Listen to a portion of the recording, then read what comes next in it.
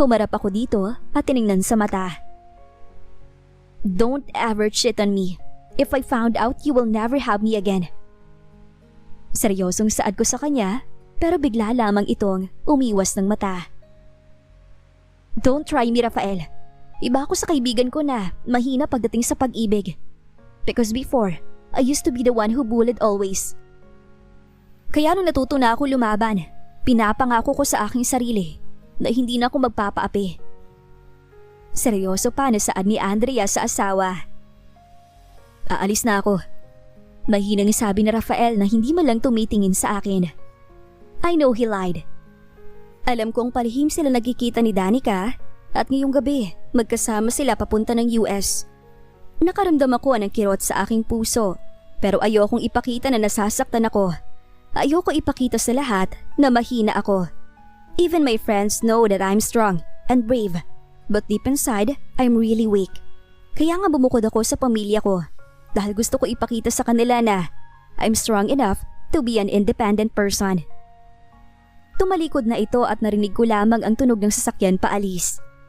Maaga pa rin akong gumising dahil kailangan ko pa rin pumasok sa trabaho. Pagdating ko sa accounting department, diretso trabaho agad ako. Hindi naman ako pinapansin ng mga ka-office mate ko, kaya tahimik lang ako na nagtatrabaho. Nang mag-lunch break na sa kantina ako kumain. Spaghetti at burger lang ang kakainin ko, parang nawalan ako ng ganang kumain dahil namiss ko na si Rafael. Naghanap ako ng bakanting mesa at tamang-tama, meron ito sa bandang likuran. Habang kumakain ako, narinig ko na nag-uusap sa unahan ko tungkol kay Danica. Magkasama pala si Sir Ruiz at Ma'am Danica kagabi? Sabi ng isang payat na babae. Oo nga nakita ko sa IG ni Ma'am Danica. Nang sweet naman nila. Kinikilig naman sabi ng katabi nito. Dali-dali kong binuksan ang cellphone ko at sinearch ko ang pangalan ni Danica. Mayroon siyang 1,000,000 followers. Well, sikat nga talaga siya. Nag-scroll ako ng pictures at doon ko nakita na nakayakap ito kay Rafael na parang may kasama sila dahil sadyang kinuhanan sila ng letrato. Naikuyom ko ang isa kong kamay. Mamaya, i-text ko si Sandy at Jenny na pupunta kami ng resto bar. I need someone to talk dahil wala si Cindy, Annie at Jessica. Kaya ang dalawa na lang ang yayayain ko after ng work. Tumayo na ako pero nakasalubong ko ang grupo nila Mrs. Cruz at si Raquel na assistant ni Rafael. Wag lang talaga ako nilang iinisin dahil mainit ang ulo ko ngayon. Pero sadyang inaasar talaga nila ako. Akala namin asawa mo si Sir Luis. Bakit masisilang magkasama ni Ma'am Danica? Ngising saad nito sa akin. Napanood mo ba ang One More Try? Angel begging to Angelica to borrow his husband for only one night? Ganyan ginawa ni Danica. Hiniram niya lang ang asawa ko ng 2 araw. Nakangising saad ko sa dalawa. At isa pa, kayong mga walang magawa sa buhay. Kung ayaw ninyong mawalan ng trabaho, tigilan niyo ako. Dahil pag naubos na ako, hindi lang trabaho lang ang mawawala sa inyo. Baka pati kayo ay nasa alanganin din. Seryosong saad ko dito at sabay talikod na. Kainis, anong akala nila sa akin magpapatalo ako? Ako ang pinakamaloko sa magkakaibigan. Kaya nagkamali din sila na ako ang babanggain. Galit pati ako kay Rafael ngayon, kaya hindi magandang mood ko. Anong nangyari? Bakit nagyayaya ka mag-inom? Jenny asked. Nandito na kami sa isang exclusive na resto bar. Namiss ko lang kayo. Tamad na sagot ko dito. Jenny, si Oscar ba yan? Nakangiti na tanong ni Sandy. Oo, ang gwapo niya no? Saad ni Jenny na sunod-sunod ang lagok ng alak.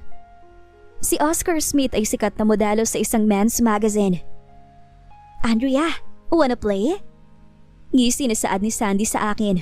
Napatawa tuloy ako. What is that? I ask. Lambingin mo si Oscar. Tingnan lang natin kung loyal siya sa girlfriend niya. Ngisi ni Sandy at tumawa naman si Jenny. Bakit ako? Si Jenny na lang. Saad ko dito. Nakasuot ako ngayon ng isang skirt paired with sleeveless at high heels. Nilago ko ang kalahating alak sa baso ko. Last time si Jessica ang gumawa nito kay Danilo. Tayong 3 na lang. Saad ni Johnny. Ngumisi naman ako sa kanila. Nilapitan namin ang grupo nila Oscar. Agaw pansin talaga si Jenny. Hi boys! Hello? Saad ng isang lalaki na katabi ni Oscar. Can we join? Sabay kindat ni Sandy sa mga lalaki. Sure, ladies, sit down. Nakangiti na saad nila sa amin. Ngumiti rin kami dito. Nakaupo na ang dalawa at ang natirang bakanting upuan ay sa tabi ni Oscar. Ang lalim ng tingin nito sa akin. Ginisihan ko ito at lumaki naman ang mga mata ko. Humarap ako kay Oscar at sabay kindat dito at parang nagulat pa ito sa ginawa ko. Tahimik lang ako habang si Jenny at Sandy nakipagkwentuhan sa mga lalaki na nakasama namin sa table. Wala talaga ako sa mood. Binulungan ko si Sandy na uuwi na ako. Uwi na ako. Bulong ko dito. Okay, maya na kami. Sagot naman ni Jenny na sinabihan ni Sandy na uuwi na ako. Ingat ka, nakainom ka pa naman. Saad ni Sandy. Tumango lang ako dito. Tumayo ako at hindi na nagpaalam sa mga lalaki doon dahil hindi ko naman sila kaklose at kakilala. Sasakay na sana ako sa kotse ko nang may nagsalita sa likuran ko. Remember me? Lumingon ako dito. Si Oscar Smith. Ngumiti ako sa kanya. Oo naman. Nakangiti na sabi ko dito. Lalambingin sana kita kaso nagbago ang isip ng mga kaibigan ko. Halakhak na sabi ko sa lalaki. Ay, ano ka ba naman sis? Sambay hampas nito sa braso ko.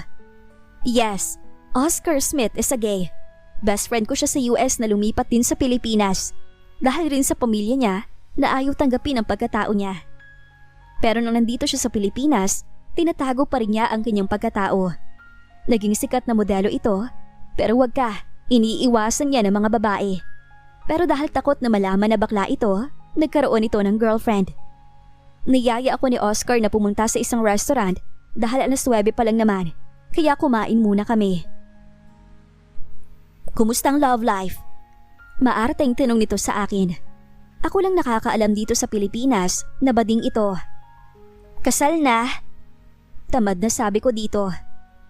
Wow, congrats! Sinong malis na lalaki yon? Tawa ng tawa ito. Inirapan ko lang siya. Rafael Ruiz. OMG! Diba siya yung fiancé ni Danica? Gulat na sabi nito. Naku girl, ingatan mong asawa mo. Baka agawin niya yan sa'yo kasi naman inagaw mo rin ang groom niya. Saad nito na maarting kumakain. Ang gwapo mo talaga, Oscar. Ngisi na sabi ko dito. Ew, kadiri ka! Sabi nito na nasusuka pa. Humalakak ako ng pagkalakas dahil sa reaksyon niya.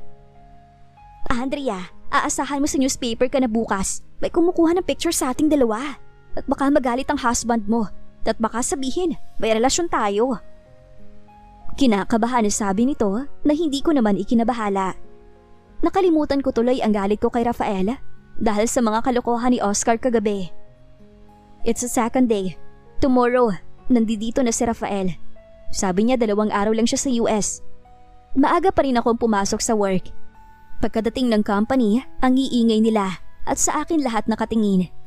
Si Neri lang yata ang kasundo ko dito. She's like a nerd. Tahimik at bihira lang makisalamuha dito sa mga ka-workmates din namin. Andrea! Lumingon ako dito dahil tinawag ako ni Neri. Hi Neri!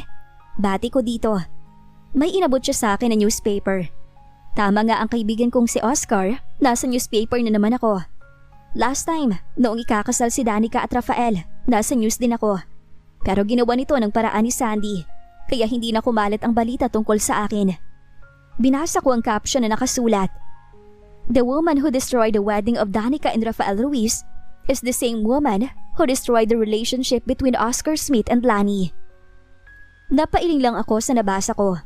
Ang picture na kuha ay masaya kaming kumakain ni Oscar sa restaurant.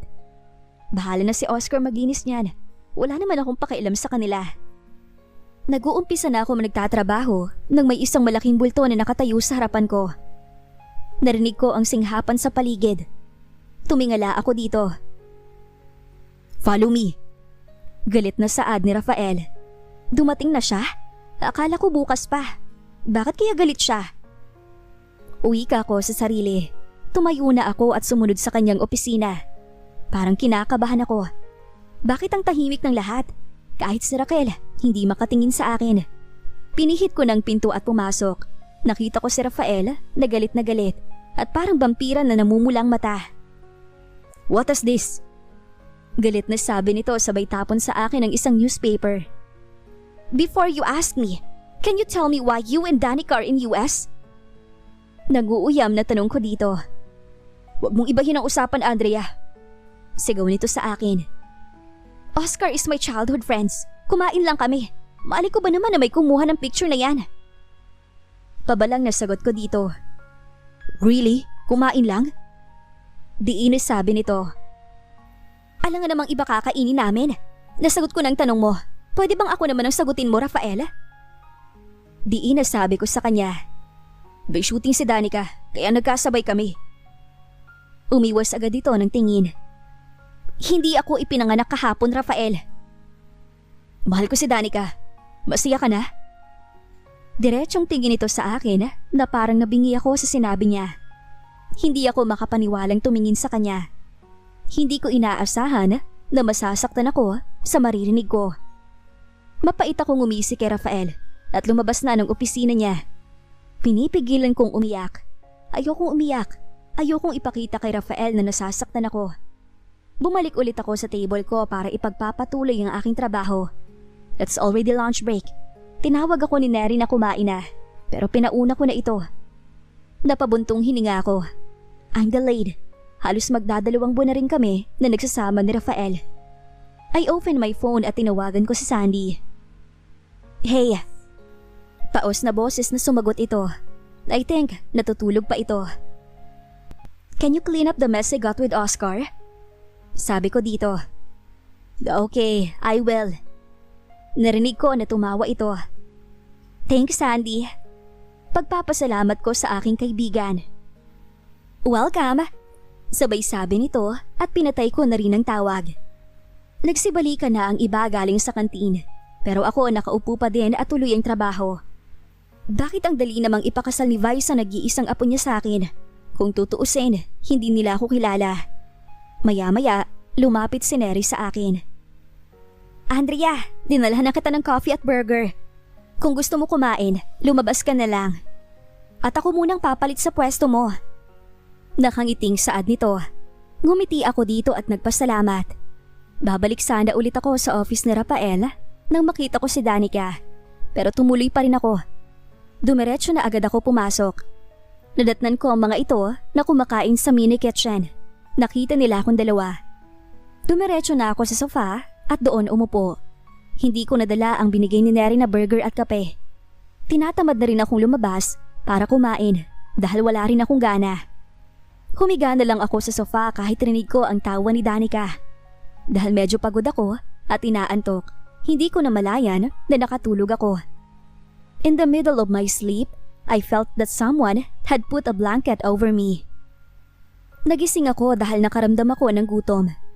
Tiniklop ko muna ang kumot at tumayo na ako. Wala si Rafael. May nakita ako sa ibabaw ng center table ng mga pagkain. Lumabas na lang ako at bumalik sa table ko para magtrabaho ulit. Kahit malamig na ang kape, ininom ko na ang kinain na rin ng burger na binigay sa akin ni Neri. Habang umunguya, hindi ko mapigilang tumulo ang luha ko. I'm in love. Mahal ko na si Rafael. Akala ko, hindi ako magiging katulad ng mga kaibigan ko na nahihibang sa mga lalaki. Mapait akong ngumiti, pero may mahal naman ang taong gusto ko. Hindi ko na namalayan na nagsiwian na ang lahat at konti na lang ang natira dito sa department namin.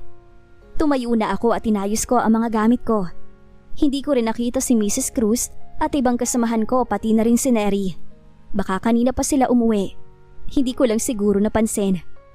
Pasakay na ako ng elevator nang lumabas na rin sa kanyang office si Rafael at kasama nito si Danica.